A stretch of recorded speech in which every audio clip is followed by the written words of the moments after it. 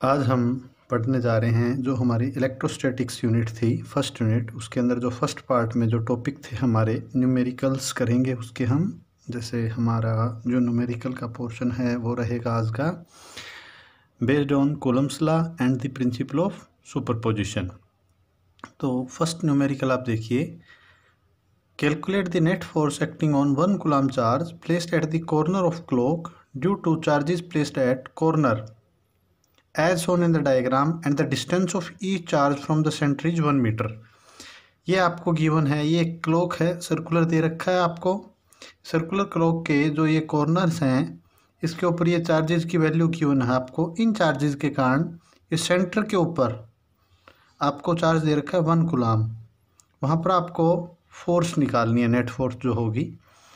और आपको ये गिवन है कि प्रत्येक चार्ज की जो डिस्टेंस है, जैसे 12 कूलम की 1 से ये डिस्टेंस 1 मीटर, ये भी 1, ये सारे डिस्टेंसेज कितने गिवन है आपको 1 मीटर। ठीक है जी। तो इसका फर्स्ट हम सॉल्यूशन देखते हैं, क्योंकि देखो आपको यहाँ पर क्या गिवन है। पहले फर्स्ट ऑफ ऑल मैं कैलकुलेट करता हूँ force due to 12 coulomb and force due to 6 coulomb. तो देखिए अब 6 कूलम के कारण आपको निकालना है। जिसके कारण भी आपको फोर्स निकालनी है आप उस चार्ज को क्या करेंगे, होल्ड करेंगे, पकड़ लेंगे उसको। जैसे मैंने यहाँ पर 6 कूलम को यहाँ पर होल्ड कर दिया, तो ये 6 कूलम का चार्ज यहाँ जो ओरिजिन पर 1 कूलम रखा हुआ है उस पर फोर्स लगाएगा और ये ऊपर की तरफ फोर्स की डायरेक्शन होगी। तो यहाँ पर मैंने ये फोर्स इसके ऊपर किसने लगाई, 6 कूलम ने। तो इसको मैं डिनोट कर रहा हूँ फोर्स को F6 से। ये देखिए यहाँ पर बनाया मैंने इसका F6, ये ऊपर की तरफ हो गया आपका F6। ये 1 कूलम चार्ज के ऊपर था। अब नेक्स्ट देखिए आप, अब हम फोर्स निकाल रहे हैं due to 12 coulomb. 12 coulomb charge के कारण आपको फोर्स निकालनी है, तो आप उसको पकड़ लीजिए यहाँ से। ये पकड़ा हमने इसको। ये 12 कूलम जो है 1 कूलम के ऊपर फोर्स लगाएगा और इसको इधर धकेलेगा। तो ये फोर्स की डायरेक्शन आ गई ड्यू टू 12 कूलम। तो ये देखिए हमने यहाँ पे बना दिया इस तरफ, ये F12। ठीक है, अब इनकी वैल्यू निकाल लेते हैं हम F6 की और F12 की। दो चार्जेस के बीच की फोर्स कूलम्स लॉ से निकालते हैं हम। F is equal to K Q1 Q2 upon R square. तो जो यहाँ पर फोर्स है पहले मैं निकाल रहा हूँ F6।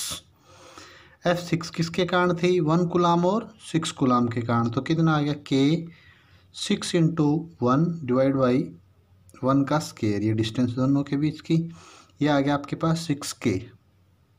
ठीक है, अब आप निकालिए F12 इन दोनों के बीच की force, K 12 into 1 divide by दोनों के बीच का जो डिस्टेंस है 1 का स्क्वायर, ये कितना आ गया 12K। इन दोनों के बीच की जो नेट फोर्स देखिए, F6 आया 6K, F12 आया 12K। तो ऊपर वाले का मैग्नीट्यूड कम है, नीचे वाले का मैग्नीट्यूड ज़्यादा है। तो दो जब फोर्सेस की डायरेक्शन एक दूसरे से अपोजिट होगी तो उनका नेट कैसे निकाला जाएगा। उनका नेट निकालने के लिए हम लार्जर मैग्नीट्यूड वाले में से स्मॉलर मैग्नीट्यूड सब्ट्रैक्ट कर देंगे, जैसा हम वेक्टर में पढ़ के आए हैं। तो जो नेट फोर्स आया इन दोनों के कारण F6 और F12 के कारण, वो कितना है 6K, और उसकी डायरेक्शन कहाँ आई, नीचे की तरफ, डाउनवर्ड डायरेक्शन। ठीक है, ये हमने कैलकुलेट कर लिया। इसी प्रकार हम एक और निकाल के देखते हैं। दूसरा देखिए आप, ये आपके पास चार्ज है 1 कूलम और ये आपके पास 7 कूलम। तो 1 कूलम वाला जो चार्ज है इसकी फ़ोर्स की डायरेक्शन देखनी है, तो आप इसको होल्ड कर लीजिए, यहाँ पकड़ लीजिए इसको। इसके ऊपर ये फोर्स लगाएगा 1 कूलम पर, तो ये इसको इधर रिपेल करेगा। तो ये डायरेक्शन आ गई ड्यू टू 1 कूलम। देखिए यहाँ पर बना रखा है हमने ये F1 डायरेक्शन। ठीक है, इसकी उसके बाद 7 कूलम के कारण निकालना है। 7 कूलम को यहाँ से पकड़ लीजिए, ये इसको रिपेल करेगा, तो ये डायरेक्शन आ गई ड्यू टू 7। तो इसको लिखा मैंने F7। ठीक है, अब उसी तरीके से आप F1 और F7 कैलकुलेट कीजिए। F7 कितना है, K 7 इंटू 1 डिवाइड बाई 1 का स्क्वायर, ये सारे वही हैं। Q1 7 हो गया, Q2 1, ये दोनों के बीच का डिस्टेंस, ये कितना आ गया 7K। F1 इन दोनों में, दोनों चार्जेस की वैल्यू कितनी है, ये भी 1 कूलम, ये भी 1 कूलम। तो K Q1 Q2 ये 1 इंटू 1 अपॉन 1 का स्क्वायर, ये आ गया 1K। अब फिर देखिए इन दोनों की डायरेक्शन भी एक दूसरे से क्या है, अपोजिट। तो जिसका मैग्नीट्यूड ज़्यादा है उसमें से स्मॉलर मैग्नीट्यूड वाला हम क्या कर देंगे, सब्ट्रैक्ट कर देंगे तो जो नेट डायरेक्शन आई वो बड़े की तरफ आई, तो एफ नेट कितना आ गया 6K, यानी इन दोनों का जो नेट आया वो कितना आया 6K, और उसकी ये डायरेक्शन होगी। ठीक है, अब देखिए आप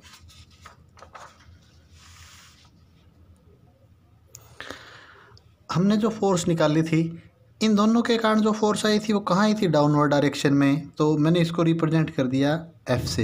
एफ क्यों ले रहा हूँ मैं, देखो यहाँ पर जो आपने इन दोनों का नेट निकाला वो कितना है 6K, इन दोनों का नेट निकाला वो भी कितना है 6K, तो मैं इस 6K को एक बार कितना एज्यूम कर लेता हूँ, इसको मैंने F एज्यूम कर लिया। कितना एज्यूम कर लिया F, प्रत्येक फोर्स हमारी कितनी है F। तो देखिए इन दोनों के रिजल्टेंट के कारण जो फोर्स आई वो कहाँ आई, डाउनवर्ड डायरेक्शन में, तो इसको मैंने डिनोट कर दिया F से।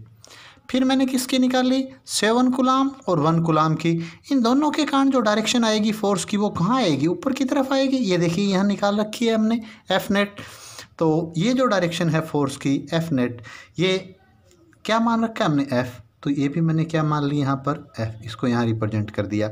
अब उसके बाद क्या करेंगे हम, ये आपका 2 कूलाम चार्ज है और ये कितना है आपका चार्ज 8 कूलाम। इस 2 और 8 कूलाम के कारण जो फोर्स आएगी वो भी नेट कहाँ आएगी, इसी प्रकार आप जब कैलकुलेट करेंगे तो वो फोर्स भी इस डायरेक्शन में आएगी इस प्रकार से, तो उसको भी मैंने किससे रिप्रेजेंट कर दिया F से। वो उसी प्रकार से रिजल्ट है जिस प्रकार हमने ये दोनों फोर्सेज निकाल ली हैं, ये भी F आ गई। अब उसके बाद ये 9 कूलाम चार्ज है, ये 3 कूलाम चार्ज है, इन दोनों के कारण जो फोर्स आएगी वो भी सिमिलर उसी प्रकार से, इनका जो नेट आएगा वो इस डायरेक्शन में आएगा। आप निकालना चाहो निकाल सकते हो, तो इसको मैंने ये F डिनोट कर दिया। अब फिर क्या करेंगे हम, 4 कूलाम और 10 कूलाम के बीच में जो नेट फोर्स आएगी वो इस तरफ आएगी, इसको मैंने F से रिप्रेजेंट कर दिया। 11 कूलाम और 5 कूलाम के बीच में आएगी वो भी इसी तरफ आएगी, इसको मैंने किससे डिनोट कर दिया F से डिनोट कर दिया। अब देखिए आप यहाँ पर देख रहे हैं कि जो नेट फोर्स आप निकालना चाह रहे हैं उन प्रत्येक फोर्स की जो डायरेक्शन है वो डिफरेंट है। जब डायरेक्शन हमारी चेंज हो जाए तो हम क्या करते हैं, उसको वेक्टर लॉ से जोड़ते हैं, यानी हम कंपोनेंट बनाएंगे। इसके कंपोनेंट के अंदर हम क्या करेंगे, हॉरिजॉन्टल कंपोनेंट अलग लिख देंगे और वर्टिकल अलग लिख देंगे। तो फर्स्ट ऑफ ऑल हम प्रत्येक फोर्स के क्या करेंगे, कंपोनेंट, दो की ज़रूरत नहीं है। देखिए ये हॉरिजॉन्टल की तरफ है तो इसको कंपोनेंट बनाने की ज़रूरत नहीं है, ये वर्टिकल की तरफ है। बाकी 2 फोर्स ये हैं हमारे पास और 2 फोर्स ये हैं, इनके हमें क्या बनाने पड़ेंगे, कंपोनेंट। तो देखिए मैंने पहले इस फोर्स को लिया, अब आपको पता है जो हमारी ये जो क्लॉक है उसका ये ओवरऑल एंगल कितने डिग्री का है, 90 का। तो ये एंगल, इसको 3 पोर्शन में डिवाइड कर रखे हैं हमने इक्वल पोर्शन में, तो प्रत्येक एंगल कितने का बनेगा 30 डिग्री का, ये भी 30 का। अब आगे और जाएंगे तो ये 30 का, टोटल 90 बनेगा। इसी प्रकार यहाँ पर भी 3 पोर्शन बनेंगे 30-30 के। तो पहले इस फोर्स को देखिए हमने कैसे रिजोल्व किया है, यहाँ पर ये फोर्स हमने रिजोल्व कर रखी है, ये वाली फोर्स यहाँ पर ये लिया मैंने F। इसके कंपोनेंट देखिए F के, ये F है, एंगल कितना है 30 का, तो ये कंपोनेंट क्या हो जाएगा F cos ऑफ 30, और ये कंपोनेंट इसका इधर वाला कंपोनेंट वर्टिकल हो जाएगा F sin ऑफ 30। इसी प्रकार से इस फोर्स को मैंने यहाँ रिप्रेजेंट कर दिया यहाँ पर, तो ये एंगल कितना है 30, तो इसका जो हॉरिजॉन्टल कंपोनेंट है इस फोर्स का इधर, ये कितना हो गया F cos 30 और इधर कितना आ गया F sin 30। तो इन दोनों फोर्स को मैंने रिजोल्व कर दिया, ये आगे कंपोनेंट इसके। अब देखिए ये फोर्स और ये फोर्स, तो मैंने यहाँ एंगल कितना लिया इसका 30 + 30 ये 60 हो गया एंगल, ये F।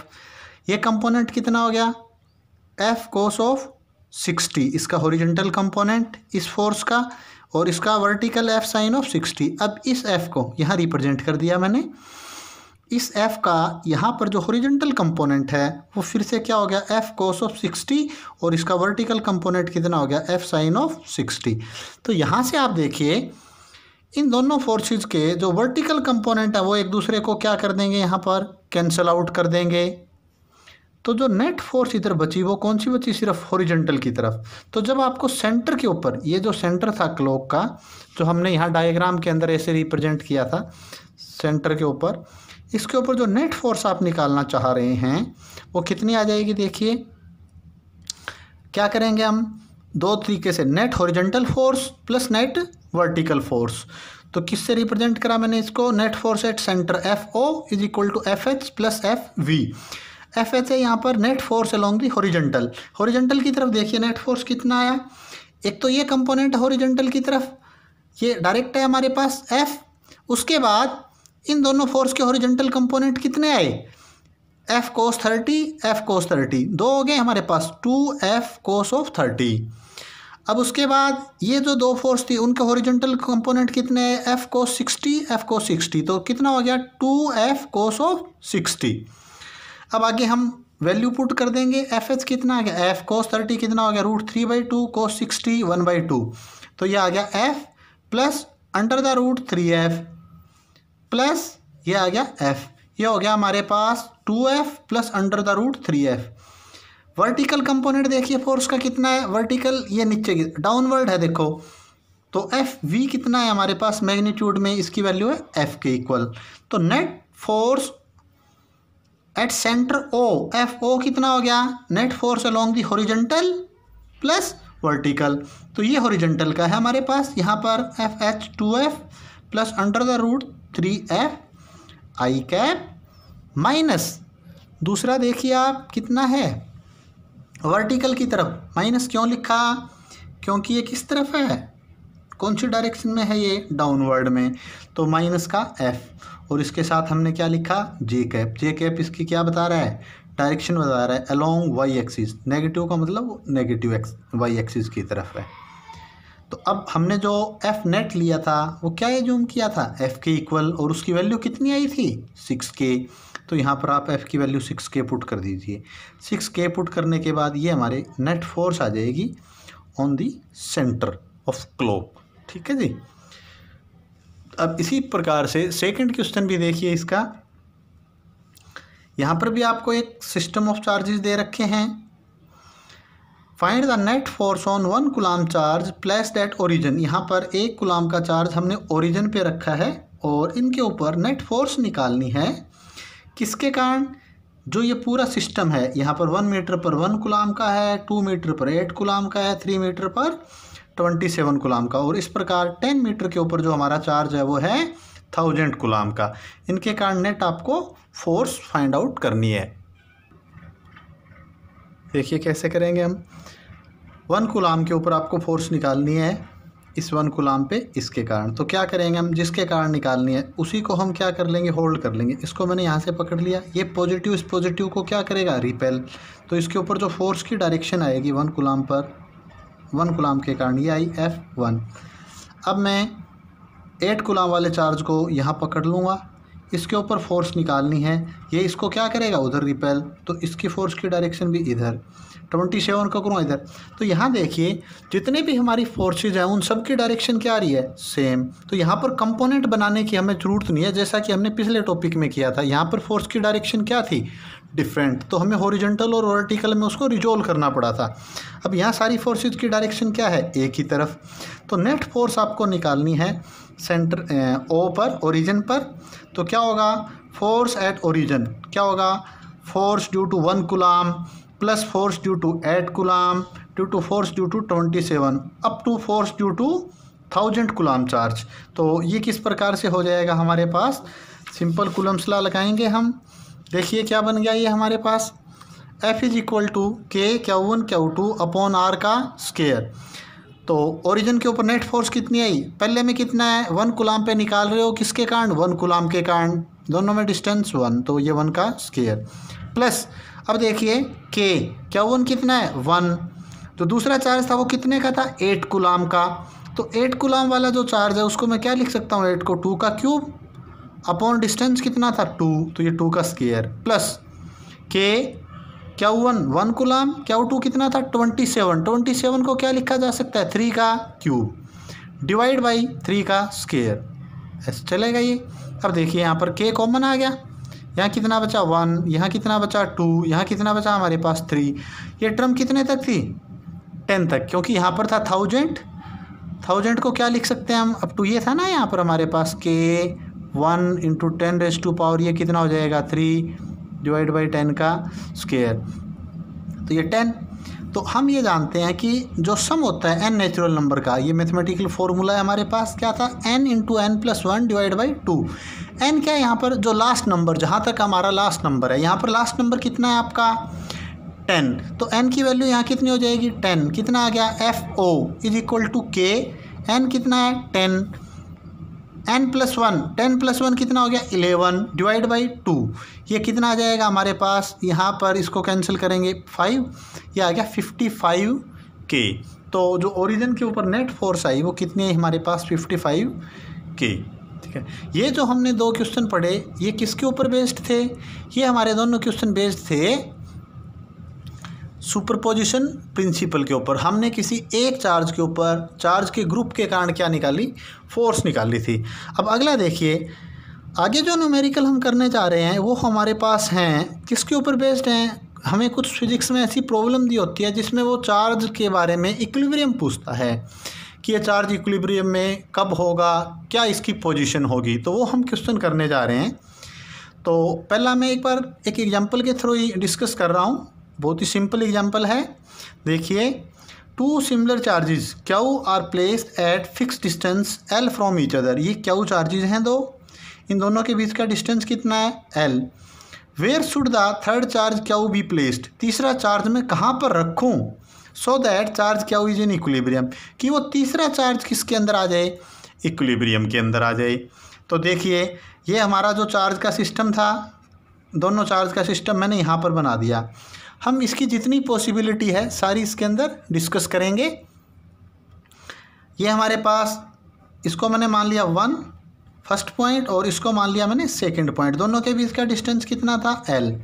मैं पहले तो ये देखना चाहता हूँ क्या ये इस लाइन के ऊपर इक्विलिब्रियम बनेगा या इस लाइन के ऊपर नीचे भी कोई इक्विलिब्रियम बन सकता है। एक बार आप एज्यूम करिए, सपोज करो ये फर्स्ट चार्ज था, यहाँ पर क्या हो, सेकंड भी क्या है क्या हो। यहाँ पर अगर मैं कोई चार्ज रखूँ, यहाँ पर कोई चार्ज मैं अगर रख दूँ ये चार्ज, तो देखिए इसके कारण आप फोर्स निकालोगे तो इसको पकड़ लो, ये इसके ऊपर फोर्स लगाएगा इस डायरेक्शन में। अब इसके कारण निकालोगे, इसको पकड़ लो, ये इसके ऊपर फोर्स लगाएगा इस डायरेक्शन में। इन दोनों का रिजल्टेंट कहाँ जाएगा, ऊपर की तरफ।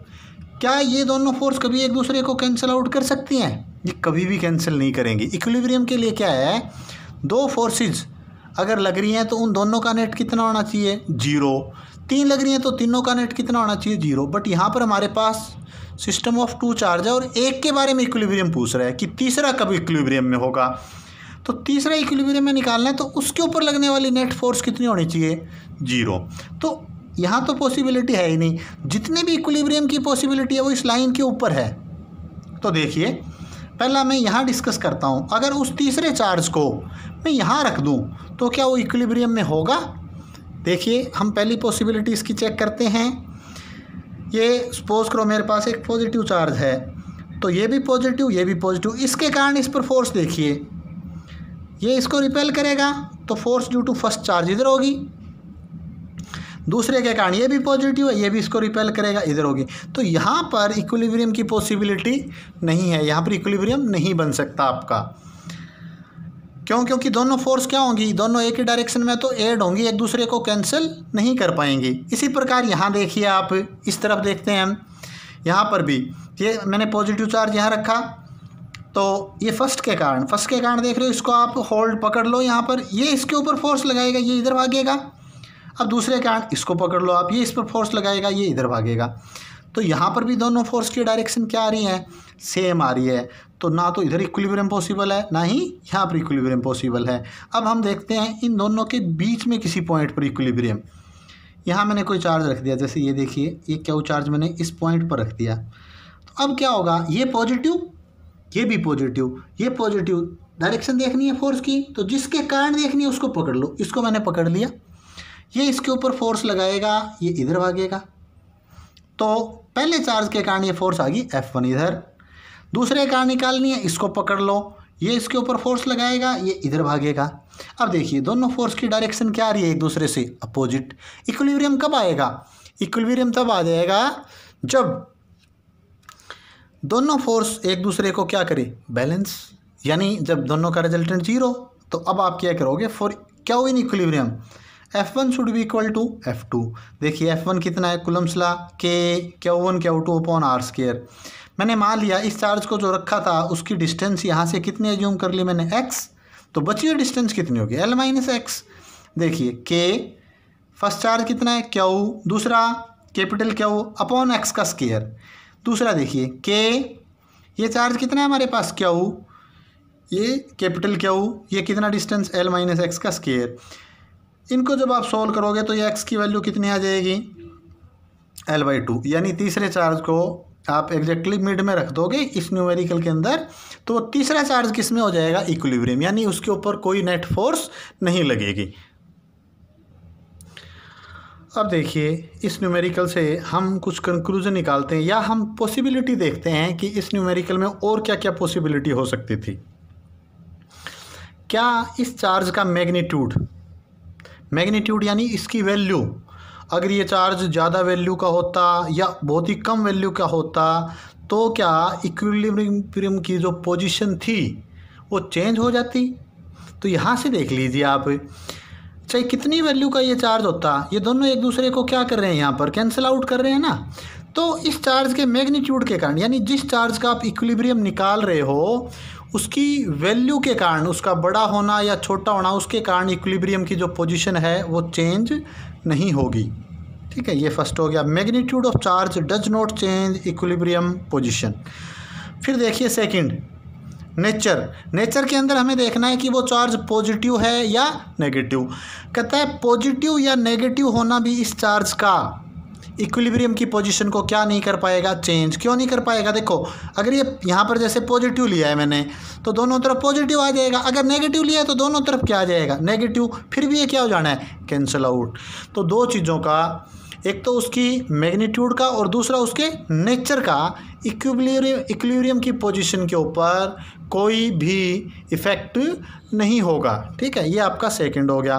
अब उसके बाद इसी के ऊपर एक न्यूमेरिकल और देखिए क्या है, system of 2 point charges is shown in the diagram, where should third charge be placed so that it remains in equilibrium. वही उसी टाइप से क्वेश्चन है, वहाँ पर हमने दोनों चार्ज पॉजिटिव लिए थे, यहाँ पर मैं दोनों चार्ज को नेगेटिव ले रहा हूँ और मैग्नीट्यूड दोनों का डिफरेंट ले रहा हूँ। यहाँ पर मैं माइनस Q और ये कितना है मेरा, माइनस का 4Q।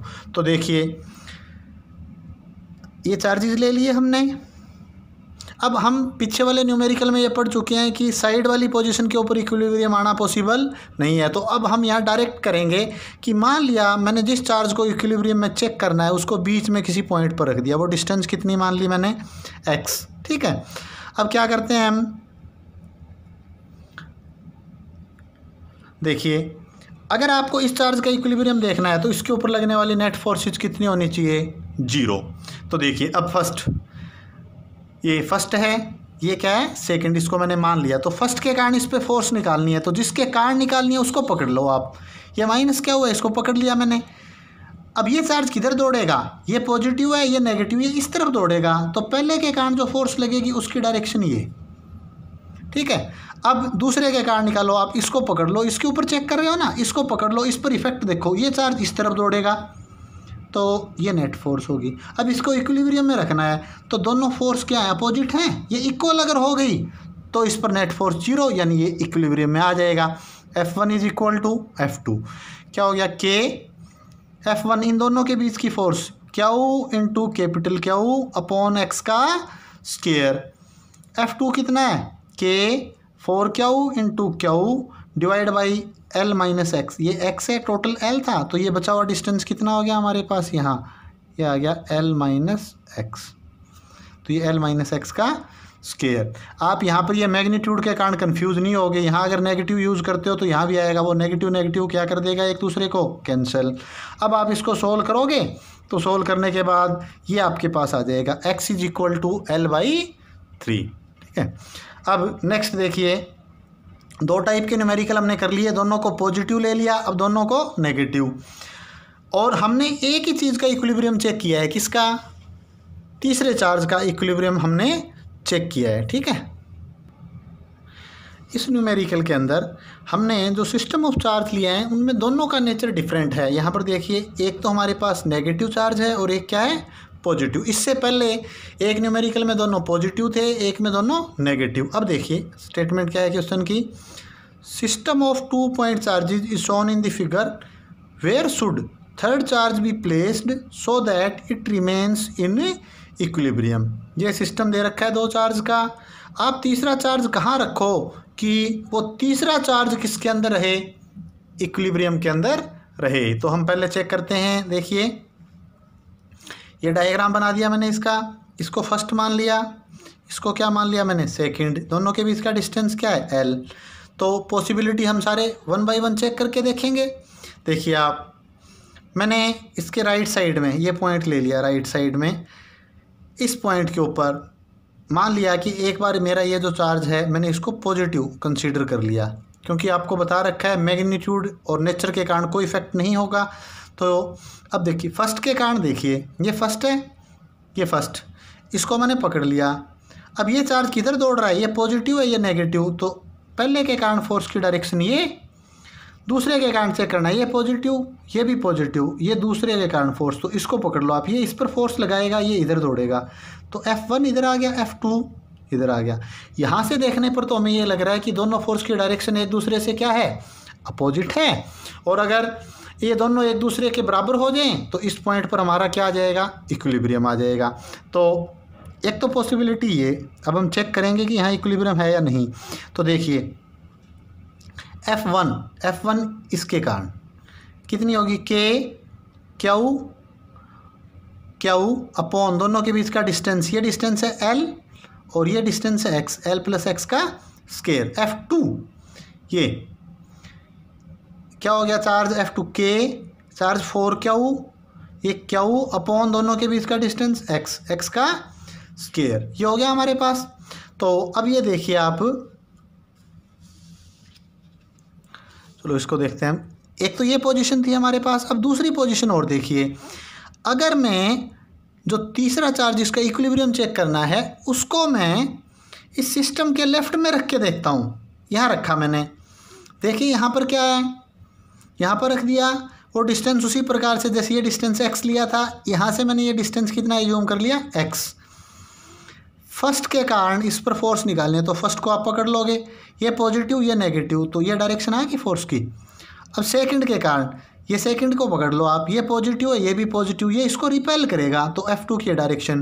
तो भाई यहाँ तो हमारे पास दिख रहा है भी ये दोनों फोर्स की डायरेक्शन भी क्या है, अपोजिट। यहाँ भी क्या थी, अपोजिट भी। चाहे ये बराबर हो तो भी इक्विलिब्रियम आना चाहिए, और जब ये बराबर हो जाए तब भी क्या आना चाहिए, इक्विलिब्रियम। तो हम चेक करते हैं, F1 निकाल लो। ये F1 कितना होगा, इन दोनों के बीच की फोर्स है क्यू अपॉन दोनों के बीच का जो डिस्टेंस है x के। F2 कितना है, K 4Q अपॉन दोनों के बीच का डिस्टेंस L प्लस x का स्केयर। ठीक है, ये आ गया हमारे पास। इक्विलिब्रियम के लिए क्या होना चाहिए, देखिए यहाँ इक्विलिब्रियम कब आएगा, जब ये F1 इज इक्वल टू क्या हो जाए, F2, ताकि नेट फोर्स क्या रहे, 0। या फिर मैं यहाँ बात करूँ तो for equilibrium F1 should be equal to F2 so that net force is equal to 0। तो हम 1 बाई 1 चेक करते हैं। पहले मैं देखता हूँ इस सिस्टम के राइट में क्या होगा। Firstly at right side of the system के राइट साइड में ये F1 है, ये F2, मैंने ये वैल्यू पुट कर दी। For equilibrium F1 should be equal to F2, ये F1 ये F2, मैं इनको इक्वल पुट करता हूँ। देखिए बट ये वाली टर्म कभी भी एक दूसरे के इक्वल पॉसिबल नहीं है। क्यों पॉसिबल नहीं है, देखिए इस वाले टर्म का तो ऊपर वाला पार्ट छोटा है, यहाँ पर क्या हुआ है, यहाँ पर ऊपर वाला पार्ट कितना है, 4Q। इसमें नीचे का पार्ट बड़ा है और इसमें नीचे का पार्ट छोटा है, तो ये कभी भी टर्म एक दूसरे के इक्वल पॉसिबल नहीं है। क्या होगा, ये वाली टर्म हमेशा क्या होगी, मैग्नीट्यूड में इस वाली टर्म से ज़्यादा होगी, यानी ये वाली जो टर्म है इस वाली से क्या होगी, ज़्यादा। तो जो हम राइट साइड में इक्विलिब्रियम निकाल रहे थे वो पॉसिबल नहीं है। अब दूसरा देखिए आप, लेफ़्ट साइड, ये वाली लेफ़्ट साइड जो हमने पढ़ी थी, अगर ये F1 किसके इक्वल हो जाए, F2, तो आप F1 और F2 की वैल्यू पुट कर दीजिए। ये F1 है, कितना है, K 4Q upon L plus x का स्केयर, और ये कितना है, K small q upon x का स्केयर। अब देखिए इसका ऊपर वाला पार्ट भी बड़ा है और नीचे वाला भी बड़ा है, तो इस केस में ये दोनों टर्म क्या हो सकती हैं, एक दूसरे के इक्वल। तो जब इनको सोल्व करेंगे तो ये कितना डिस्टेंस आ जाएगा, x is equal to L. ठीक है, तो ये न्यूमेरिकल एक अच्छी प्रॉब्लम थी। इसमें हमने ये सीखा कि हमें अगर ऐसा दिख रहा है कि दो फोर्स की डायरेक्शन एक दूसरे से अपोजिट आ रही है और हम कहते हैं कि वहाँ पर इक्विलिब्रियम होगा, बट अगर दो चार्ज का नेचर अपोजिट है तो उस केस में एक ही पॉसिबिलिटी होगी, दोनों तरफ इक्विलिब्रियम पॉसिबल नहीं है। ठीक है, तो यहाँ से अभी तक हमने जो कितने टाइप के न्यूमेरिकल्स किए, 3 टाइप के। दोनों चार्ज का नेचर पॉजिटिव, दोनों चार्ज का नेचर नेगेटिव, और तीसरी वैरायटी हमने पढ़ी कि एक चार्ज पॉजिटिव हो और दूसरा क्या हो, नेगेटिव। इससे क्या कंक्लूजन निकलते हैं, देखिए अगर दोनों चार्जेस का नेचर सेम हो, सेम मतलब चाहे पॉजिटिव हो चाहे नेगेटिव, तो इक्विलिब्रियम हमेशा कहाँ आएगा, दोनों चार्ज के बीच में कहीं पर भी आएगा। उसकी पोजीशन L/2, L/3, L/4 वो डिपेंड करता है दोनों चार्जेस का मैग्नीट्यूड कितना है। ठीक है, अब दूसरी वैरायटी हमने पढ़ी, अगर दोनों चार्जेस का नेचर अपोजिट हो, एक पॉजिटिव है और एक नेगेटिव है, तो जो इक्विलिब्रियम होगा वो कौन से चार्ज के पास आएगा, स्मॉलर चार्ज के पास। ये देखिए आप, ये इंपॉर्टेंट पॉइंट है, इसका आपको निकाल के देखने की ज़रूरत नहीं है। आप देखोगे एक पॉजिटिव चार्ज है एक नेगेटिव, आप जो इक्विलिब्रियम मानना है उस चार्ज का वो किस तरफ मान लोगे, जिस चार्ज का मैग्नीट्यूड स्मॉल है उस तरफ आप इक्विलिब्रियम पोजीशन रख के उस न्यूमेरिकल प्रॉब्लम को क्या करोगे, सोल्व करोगे। ठीक है, नेक्स्ट देखिए, ये जो न्यूमेरिकल प्रॉब्लम है इसके अंदर हमने क्या करना है, ये उनसे अलग वैरायटी का क्वेश्चन है। इसमें हमें थर्ड चार्ज के बारे में अकेला इक्विलिब्रियम नहीं पढ़ना है, इसमें हम पूरा सिस्टम पढ़ेंगे। जितने भी चार्ज लेंगे हम ये पढ़ेंगे कि वह पूरा का पूरा सिस्टम ऑफ चार्ज इक्विलिब्रियम में कैसे होगा। तो देखिए क्या है numerical, find the position, nature and magnitude of third charge such that all 3 charges are in equilibrium. आपको 2 चार्ज दे रखे हैं, Q, 4Q, दोनों के बीच का डिस्टेंस कितना दे रखा है आपको, L। आपको ये बताना है कि तीसरा चार्ज है उसकी पोजीशन यानी कहाँ पर रखा जाए, नेचर यानी वो पॉजिटिव हो या नेगेटिव, और उसका मैग्नीट्यूड कितनी वैल्यू का हो वो, ये चीज़ें आपको फाइंड आउट करनी है। हमने मान लिया कि हमारे पास जो तीसरा चार्ज है वो क्या है, कैपिटल Q, ये हमने एज्यूम कर लिया। तो यहाँ तक पहले हम क्या चेक करते हैं, पहले हम जो तीसरा चार्ज है उसका इक्विलिब्रियम निकालते हैं। एक ही जो चार्ज है ये हम पहले पढ़ चुके हैं, भी जो चार्ज आप रख रहे हो उसका इक्विलिब्रियम निकालने का तरीका क्या होता है, ये तो पीछे करके आए हैं वैरायटी में। तो ये दोनों चार्जेस Q और 4Q क्या हैं, एक ही नेचर के। तो तीसरा चार्ज कहाँ रखूँ मैं, बीच में रखूँगा कहीं, तो वही कर दिया मैंने। तीसरा चार्ज मैंने मान लिया कि x डिस्टेंस पे रखा है, तो बच्चे और डिस्टेंस क्या हो गया, L-x, ये आ गया।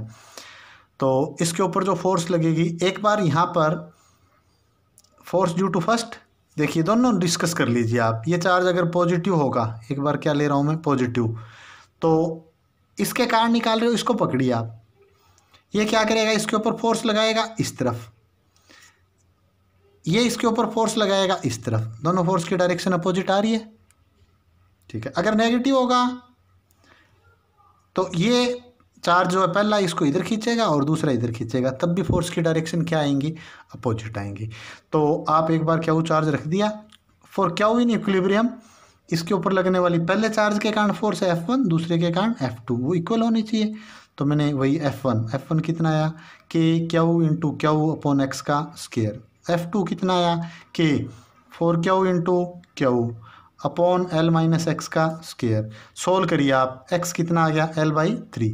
ये क्या आ गई इसकी पोजीशन। अपने से कितनी चीज़ें पूछी गई थी, अपने से पूछा गया था पोजीशन, नेचर एंड मैग्नीट्यूड, तो ये क्या निकाल दिया हमने, पोजीशन।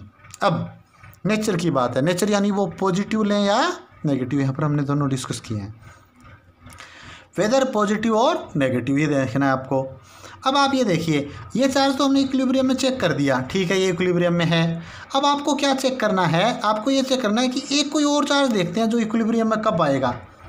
मान लिया मैं इस पहले चार्ज को इक्विलिब्रियम चेक करता हूँ, for charge Q to be in equilibrium, ये चार्ज जो फर्स्ट है वो इक्विलिब्रियम में कब होगा, जब पहले पर तीसरे के कारण जो फोर्स लग रही है और पहले पर जो दूसरे कारण फोर्स लग रही है वो दोनों अपोजिट हों और उनका मैग्नीट्यूड क्या हो, बराबर। ये देखिए F13 force on first due to third वो इक्वल हो किसके, force on first due to second. अगर ऐसा हुआ तो ये चार्ज भी किस में आ जाएगा, इक्विलिब्रियम के अंदर। तो अब आप ये देखिए, अगर ये चार्ज पॉजिटिव होता, क्या होता, ये पॉजिटिव, तो क्या होना था, इसके ऊपर फोर्स निकाल रहा हूँ मैं, अगर ये पॉजिटिव होता तो इसके कारण निकालनी है ना आपको, इसके कारण, तो आप इसको पकड़िए, ये इसको क्या करता, रिपेल, इधर आती फोर्स की डायरेक्शन। ये पॉजिटिव है ही, ये भी इसको क्या करता, रिपेल। तो भी इस चार्ज के कारण और इस चार्ज के कारण, दोनों के कारण जो फोर्स आई वो एक ही डायरेक्शन में आ गई, तो फिर ये तो इक्विलिब्रियम में नहीं हो सकता। तो अब हम दूसरी पॉसिबिलिटी, अगर मैं इस क्यू को नेगेटिव लूँ, इस चार्ज को, तो क्या होगा, ये नेगेटिव है, इसको आप पकड़िए, ये क्या है, पॉजिटिव। तो पहले पर तीसरे के कारण जो फोर्स लगी, ये पहले पर तीसरे के कारण वो इधर, और फर्स्ट पर जो सेकंड के कारण लगी, ये पॉजिटिव, इसको रिपेल करेगा। तो ये फर्स्ट पर ड्यू टू सेकंड, ये इक्वल कब होंगी, जब ये नेगेटिव हो। तो ये बताया F13 is equal to F12, ये कब पॉसिबल है, तभी पॉसिबल है, this is possible only if Q is negative. तो ये नेचर आ गया आपके पास, क्यू क्या है, नेगेटिव, ये क्या हो गया, चार्ज का नेचर। अब आप निकाल भी लीजिए, F13 इज इक्वल टू क्या किया आपने, F12, कितना आ जाएगा, ये वैल्यू रखिए, F13 is equal to F12, 13 के Q into Q divide by x का स्केयर। F12 फर्स्ट और सेकंड के बीच की फोर्स, के 4Q इंटू ये क्या है, क्यू, ये 4Q, F12 क्यू, यहाँ पर क्यू आएगा, ठीक है। तो ये वैल्यू पुट कर देंगे, F13 F12 ये इक्वल हो जाएंगे। इसको जब सोल्व करेंगे तो हमारे पास जो क्यू की वैल्यू है वो कितनी आ जाएगी, 4Q/9। तो ये तीसरी चीज़ निकाल दी हमने, मैग्नीट्यूड। तीन चीज़ें आपसे पूछी गई थी, क्या क्या, पोजीशन, फिर क्या था, नेचर, और तीसरा क्या था, मैग्नीट्यूड। ये हमने सारी चीज़ें क्या कर दी, इसकी फाइंड आउट कर दी। अब देखिए, दो चार्ज तो इक्विलिब्रियम में हो चुके हैं, ये चार्ज इक्विलिब्रियम में निकाल दिया था, अब हमने इसको भी इक्विलिब्रियम में प्रूव कर दिया। भी ये दोनों चार्ज जब इक्विलिब्रियम में हैं तो इसके ऊपर भी नेट फोर्स कितनी लग रही है, 0, इसके ऊपर भी नेट फोर्स कितनी लग रही है, 0। अब हमें इसका चेक करना है। तो हमने ये पढ़ा था कि इलेक्ट्रोस्टैटिक फोर्स क्या है, एक्शन रिएक्शन फोर्स है। Action reaction mean for every action there is equal and opposite reaction. तो उसके कारण क्या होगा, देखिए अब हम पढ़ चुके हैं, चार्ज क्यू और स्मॉल क्यू इक्विलिब्रियम में है, यानी उन पर जो नेट फोर्स लग रही है वो क्या लग रही है, 0 लग रही है। तो electrostatic force is action and reaction pair, net force on all 3 charges is 0, यानी एक्शन रिएक्शन फोर्स है तो जितने भी फोर्स इसके ऊपर लग रहे हैं वो कितने लग रहे हैं, 0। तो मैं कहूँगा पहले चार्ज के ऊपर फोर्स, जैसे इसको अगर मैं राइट करना चाहूँ, force on first charge plus force on second charge plus force on third charge is equal to 0। ये आप निकाल चुके हो, फर्स्ट चार्ज निकाल चुके हो, सेकंड निकाल चुके हो, फर्स्ट पर नेट फोर्स 0, सेकंड पर भी नेट फोर्स 0। अब हमारे पास सिर्फ एक थर्ड चार्ज बचा है, तो टोटल 0, इट मीन ये भी क्या होगा, 0, यानी तीनों की तीनों चार्जेस हमारे पास किस में आ चुके हैं, इक्विलिब्रियम में आ चुके हैं। तो ये हमारी क्लास 10+2 की न्यूमेरिकल्स प्रॉब्लम थी, जिसके अंदर हमने डिफरेंट लोकेशन के ऊपर इक्विलिब्रियम पढ़ा, एक चार्ज का इक्विलिब्रियम, पूरे सिस्टम का इक्विलिब्रियम।